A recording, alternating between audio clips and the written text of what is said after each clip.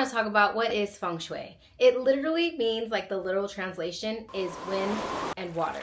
So wind is talking about, you know, the flow, the energy, specifically Qi. The water part is, you know, the life force, the energy that's kind of circulating through that movement. And really it's all about harmonizing between the space that you're in and things that harmonize and work together instead of things working against each other. What's up, my Chic fam? Welcome back to Chez Jaclyn. I'm Jaclyn. Thanks for being here. Today we are talking about Feng Shui principles. Now, I feel like you can really deep dive into Feng Shui, but today we are specifically talking about the bedroom. So these are 5 things that I like to practice in my own bedroom.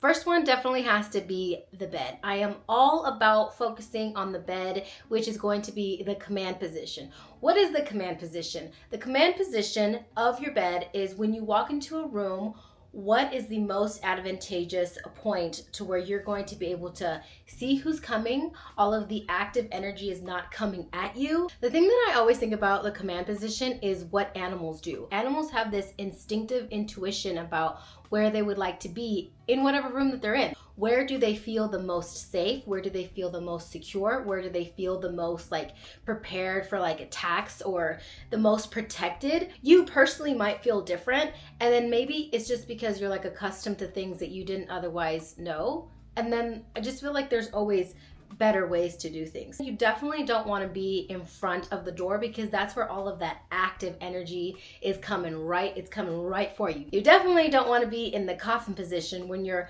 laying in front of, that's what they call the coffin position. When you're laying in front of the doorway and your feet are to the door, that is like a huge no-no because that's like symbolizing how people are when, you know, when they pass in a bedroom, you know, typically they're led out from the feet first to the door. So that's why you don't want to do that. If you can avoid sharing the same wall with the entrance of where the door is, I mean, sometimes there's just no other way. That could be like your second best option. But if you can avoid that, because you're sharing the same active energy wall with the door, and you kind of want to direct your head away from that position, if that makes sense. But sometimes you have no choice. So if that's your choice, then, you know, by all means, and then you can put like something to like a shelf or something to kind of block that initial entrance. If you have like a window that you know, there's really no other place for you to have that command position, but in the front of a window, put some curtains down, and that's gonna help support you from the back, right? I feel like that also goes in with what kind of bed that you have. When you have beds that have a bunch of like holes in between them or like spaces or where the lines get broken up, Qi doesn't like that. Qi likes for things to be whole, to be continuous, to be an ongoing flow. Qi don't like to be confused. If it walks in and it's like, there's too much going on, I don't know, it's chaos, like, I'm out of here. And then bye-bye good fortune.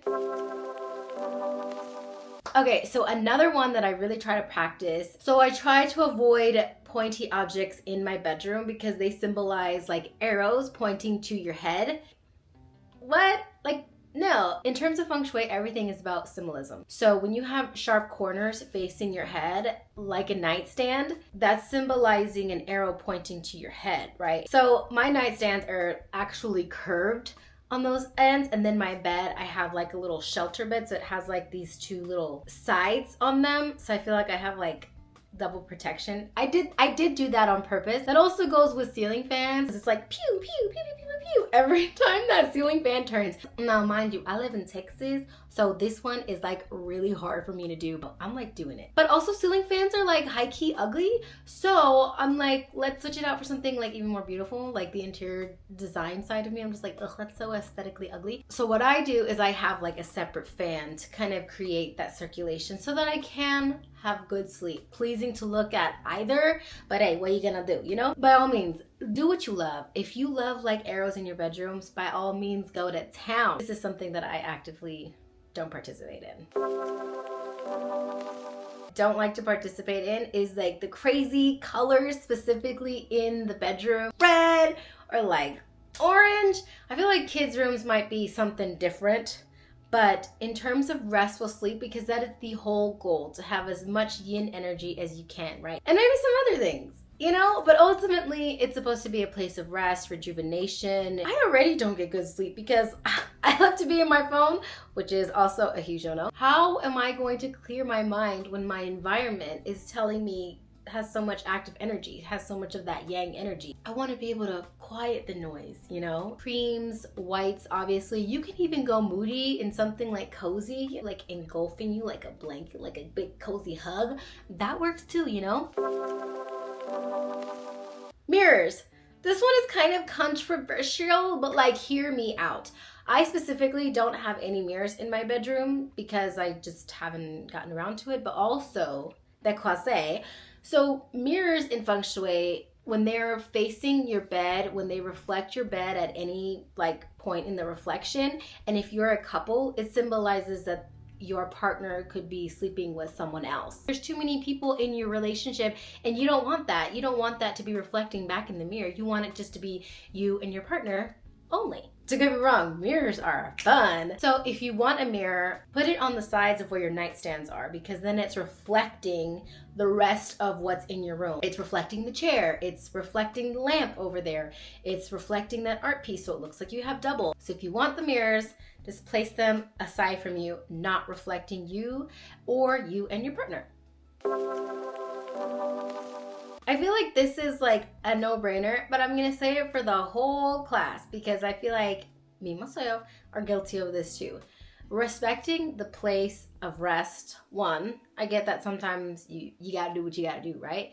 And also, two, clutter. If you can't go to sleep when you have big bold red walls, what makes you think that you're going to be able to go to sleep when you have stuff all over the floor, your stack of books that you're like trying to read, your laundry that you still have to fold? Like, there's too much yang active energy. Like, these are things that you should be doing during the day, not when you're trying to get some Z's. You know what I'm saying? Boundaries, right? Like, we all have to enforce the boundaries, especially with ourselves. Instantly make something feel way more cleaner and upkept is just making your bed. I know, it's so much easier just getting up and just being like, oh, I gotta go, let me get started.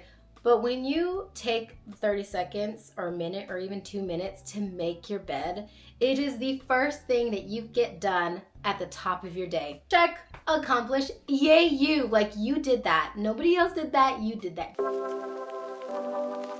These are the things that I follow, and these are the things that I'm working on, which is technology bonus here, which is technology in the room. Yeah, you ain't supposed to have any like technology in your space.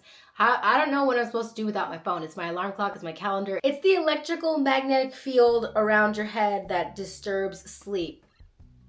Like, I know this, but at the same time, I'm working on it. You know, it's a work in progress. We're working for progress, not perfection. Know what I'm saying? It's just when it's by your head that I think causes the problem. Like, if it's all the way across the room, well, how far does this electric magnetic field go? You know?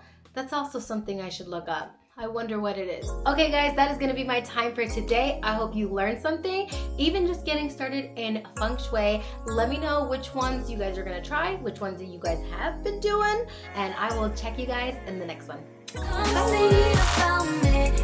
Bye.